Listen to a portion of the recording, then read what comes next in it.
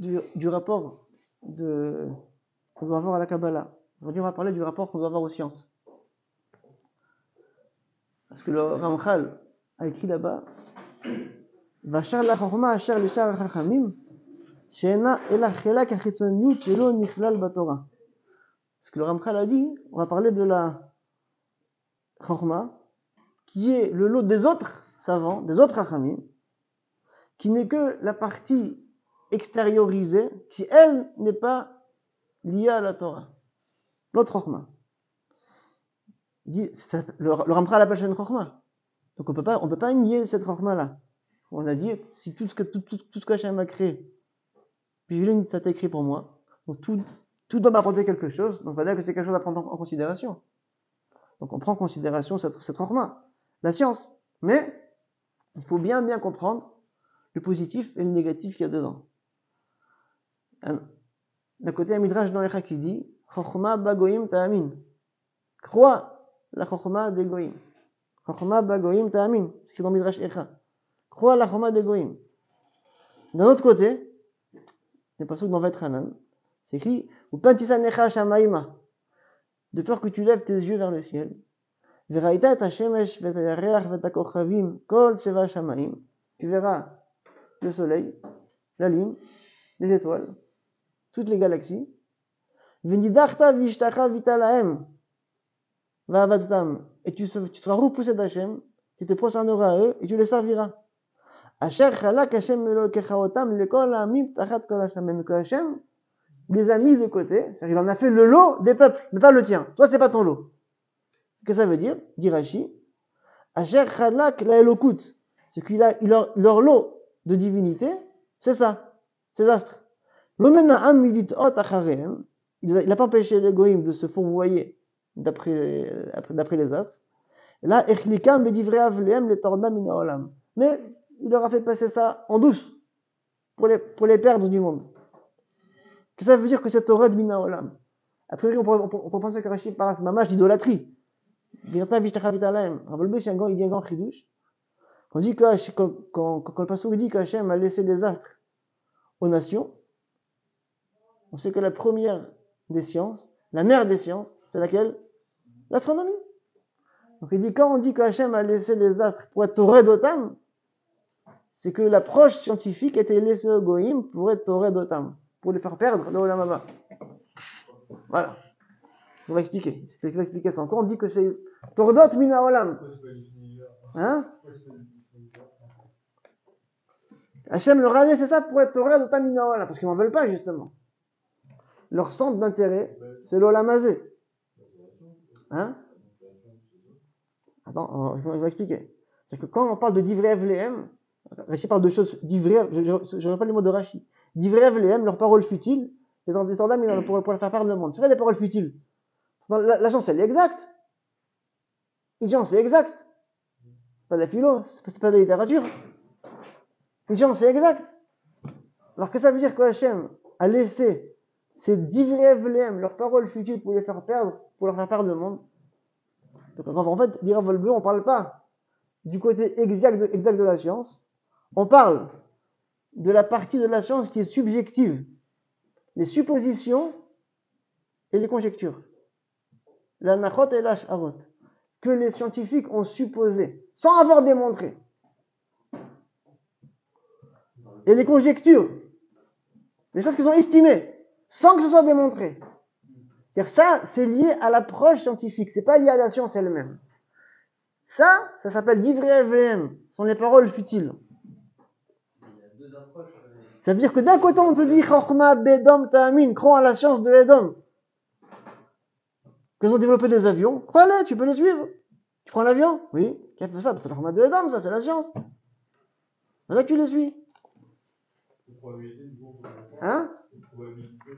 La probabilité elle-même, elle est exacte. Mais qu'elle va se passer comme ça c'est pas exact. J'ai entendu avoir des goïs qui disent que le monde avec le géométrique, ça c'est n'importe quoi. Bah, c'est comme un exemple. Je te donne un exemple. Un exemple de théorie scientifique qui n'ont rien de démontrer. Le Big Bang. Est-ce que ça a été démontré? Ah non, c'est juste un comité scientifique qui a admis cette théorie. Hein? C'est une pure spéculation. C'est une pure spéculation. D'abord, quelqu'un leur a dit, d'après vous, qu'il y a eu une explosion. Mais c'est-à-dire qu'avant ça, il y avait un minimum de matière. Qui a créé cette matière? Ah, ça, on ne sait pas. Même sur ça, ceux qui ont fait des études, ça, on ne sait pas. Et même si vous dites que ça a explosé, comment ça a explosé? Imagine que quelqu'un prend ici, il a ici une cartouche d'encre. Il jette de l'encre sur le mur, c'est écrit ici Raphaël, ici c'est écrit aussi, ici c'est écrit. Subitement, t'as explosé, ça crée quelque chose. C'est bizarre. C'est étonnant. Il faut être fou pour penser ça, Bémet. Ok. Tu prends la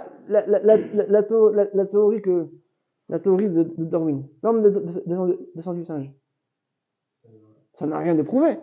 Rien de prouvé. Pourquoi le dire? Pourquoi le dire à la limite?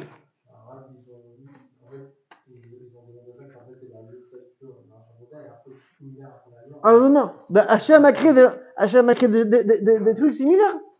Et bien maintenant, en chromosome, ils ont un chromosome de moins ou de plus et tout. Mais maintenant, on est d'accord. Mais pourquoi dire qu'au début c'était un singe qui est une mutation, qui est devenu ça, du moins c'est normal? C'est ce qu'ils disent, une mutation. Pourquoi inventer ça? C'est une pure, ça s'appelle d'Ivrea Vlehem. C'est le domaine de la science qui n'est pas du tout prouvé. C'est inventé. C'est purement stupide. Et il n'y a pas aussi un midrash qui dit que en fait c'est le singe qui descend de l'homme et pourtant c'est. Ça c'est pas midrash, ça c'est une réalité. Une réalité ça. Ça c'est autre chose. Hein? Ben, est-ce que par exemple, est-ce qu'à l'époque,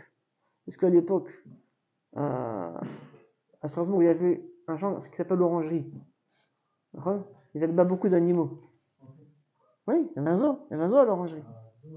Bien sûr, il y avait un zoo à l'orangerie. Et bien récemment, la maire de Strasbourg a retiré le zoo de l'orangerie. Pourquoi? Qu'est-ce qu'elle a dit? Elle a dit que c'est pas respectable, que nous on va les voir et que eux sont derrière des cages. Faites faire l'inverse. Eux ils viennent nous voir et nous on est derrière la cage. Comme c'est pas respectable, la mère a décidé de fermer le zoo. En Allemagne, le mariage avec l'animal commence, c'est pas loin d'être légal. En Espagne, c'est déjà légal. Oui, en Espagne, c'est déjà légal. Ça y est. En Allemagne, ils sont pas loin d'y arriver. Et apparemment, ce qui est passé à Strasbourg, c'est que la mère, elle a claqué pour un singe, et du coup, elle a dit, bon, c'est comme ça, on les protège tous, je sais pas. C'est comme ça. Alors, qui descend de qui? Qui a pensé à se marier avec un singe il y a 50 ans? Il y a 100 ans. De nos jours, des gens qui se marient avec des chiennes, avec des singes, il y en a. C'est un Ramban dans Parashat Nitzavim. C'est qu'il est man sefot harava et atsemea. Rajouter de la soif à l'assoiffé. C'est-à-dire rajouter de la soif à l'assoiffé. C'est-à-dire que quelqu'un qui a une soif, il se met en situation où tu ajoutes une soif à sa soif. Dit le Ramban, c'est le principe de la ta'ava. Au début, l'homme court derrière les femmes. À la fin, il se lasse. Il passe aux hommes. À la fin, il se lasse. Il passe aux animaux. C'est un Ramban. On parle jamais de Nitzavim. Et c'est exactement ce qu'on voit aujourd'hui. En France, il y a, dans les années 50 encore, l'homosexualité était illégale. Après, c'est devenu légal. Et après, on en fait un orgueil. Gay Pride. Enfin, la marche. Un orgueil. Hein? Oui. Comment on est, et maintenant, quand on arrive au stade où c'est déjà légalisé, mais ça rentre tellement dans la société, on commence déjà à parler d'animal. On commence déjà à parler de ça. En Espagne, c'est rentré.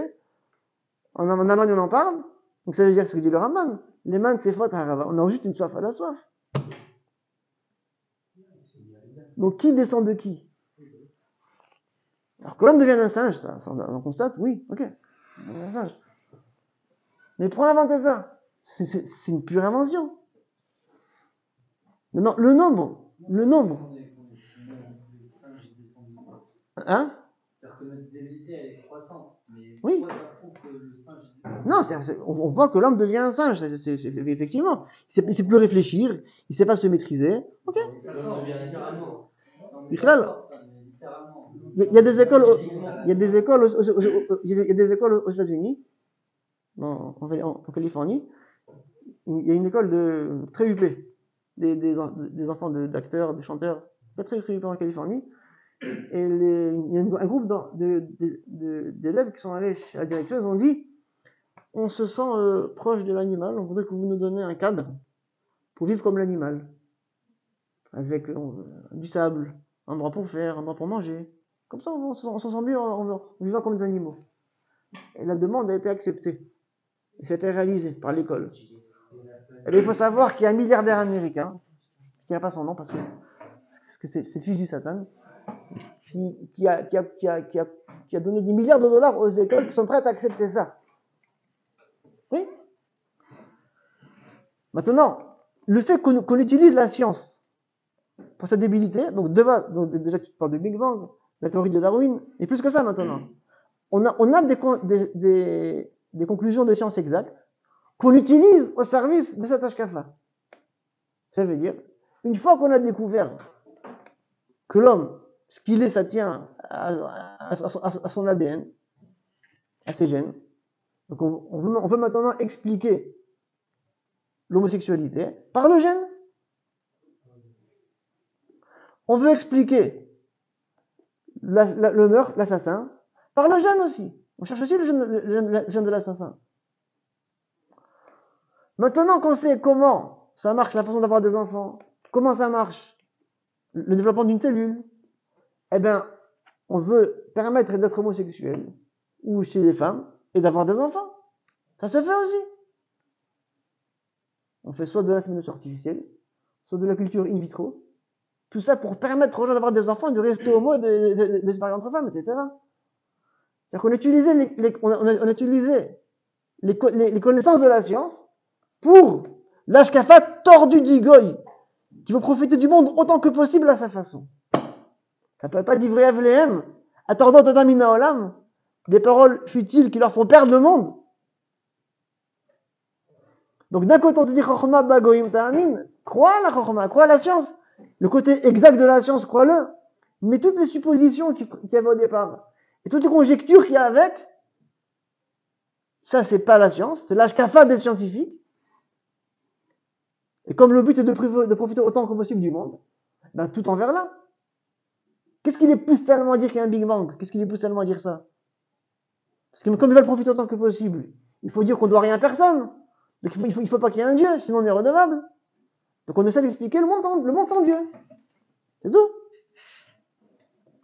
Donc toutes les découvertes sont utilisées dans le sens de leur hashkafa, dans ce qu'on cherche. Voilà. Qui appelle Divrei Avlehem Atradot Mina Olam. Donc il dit Ushneem Emet, les deux sont vrais. Vadaï Amadam Medoyak Chochmaï, la science exacte, c'est une Chochma.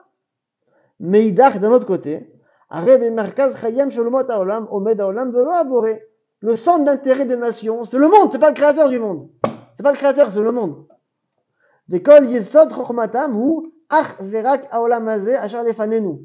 Tout le fondement de leur Chochma, c'est ce monde qui est devant nous. Velo Abriya Shiatsa Meretzono Abilti Mugbal. Et pas non, la création qui est sortie d'une volonté infinie du créateur qui est Ansar Baruch Hu. Donc on ne cherche pas à voir le côté création qui sort du créateur. On va chercher à voir ce qu'il y a devant nous. Ce qu'il y a devant nous, ça on veut comprendre.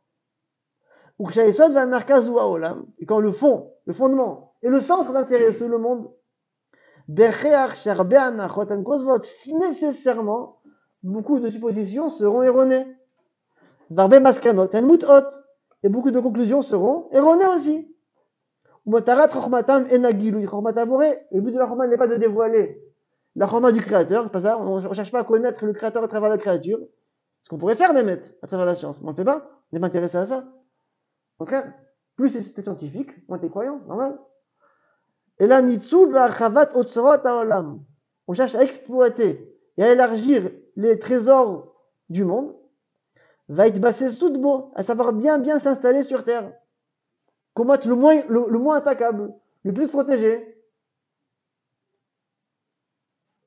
Toute la conséquence, les rivalités qu'entre les pays, Quelle bombe atomique qui ne l'a pas? Quel est qu'est-ce qui se cache derrière tout ça?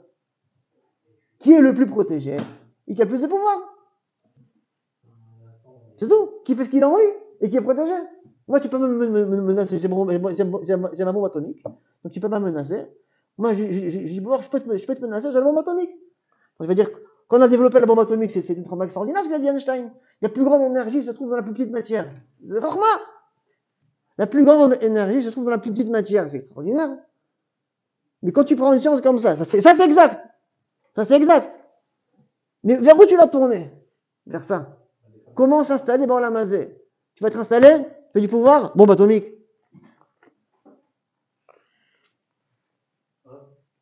Quand il dit Ouais.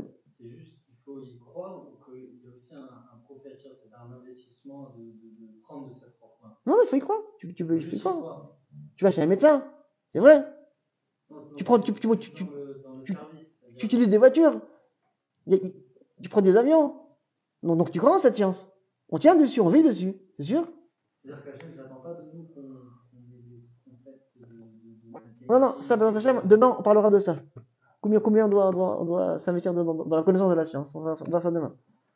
Pour l'instant, on est en train de parler d'approche.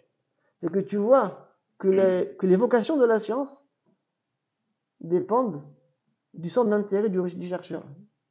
Donc la Torah, son centre d'intérêt, c'est le créateur. Donc la vocation, c'est dévoiler Hachem. Et au Motaolam, les nations, leur centre d'intérêt, c'est le monde. Donc quelle est la vocation? Profiter du monde.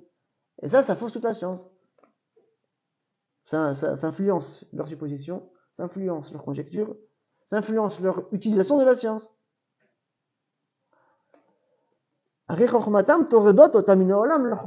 fait perdre le monde. Leur fait pas perdre le monde. Pourquoi en France, les Français sont une espèce en voie de disparition? Ils ont pratiqué l'immigration, Hein? Ok, ils ont accueilli. Ok, mais après ça, ok. Mais il y avait jamais plus d'immigrés que de Français. Alors qu'est-ce qui a fait qu'aujourd'hui les Français sont une espèce en voie de disparition? Hein? Ouais. Plus, c'est pas loin. Entre les officieux et les officiels. Mais qu'est-ce qu'il fait? Hein? Plus que ça. Non, c'est que le français ne se marie pas. Et tu rajoutes les homos qui sont officiels. Ben voilà. C'est fini. Alors que eux, ils sont croyants. Donc ils se marient. Ils ont des enfants. Donc ils existent. Voilà. Ça tient à ça. Le croyant se marie, il y a des enfants. Et le français qui a la culture occidentale, le centre d'intérêt c'est l'Olamazé, ben voilà, on voit disparition. Parce qu'on a utilisé la science pour dire non, tu peux ne pas se marier. Tu fais des enfants, ben tu peux te débrouiller. T'es mal vu, ben non, t'as un gène. Voilà comment ça peut envoyer. C'est une civilisation qui envoie disparition. Le chorma leur faire perdre le monde. Donc le chorma les pousse encore plus dans l'écran épais. Qui cache le créateur à la place de le dévoiler. La science, la chorma de Edom, c'est une chorma, mais il y a un danger dedans. Et de par ses fondements, et de par ses conclusions. C'est que celui qui la considère avec un esprit critique et éveillé, que lui pourra échapper à la conception mondiale du monde que les goïms ont. Est-ce que ça implique?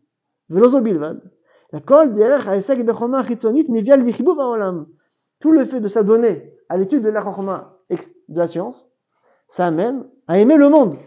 Qui c'est quoi l'ignana? Elle consiste qu'à ça. Elle est centrée sur le monde. Donc ça amène à l'amour du Olamazé. L'idbasses, bien s'installer dans l'Olamazé, grandir dans l'Olamazé, profiter du Olamazé autant que possible. Hen adam apratia osekba, ven etzem achorma shwafim leze. Que l'homme s'y adonne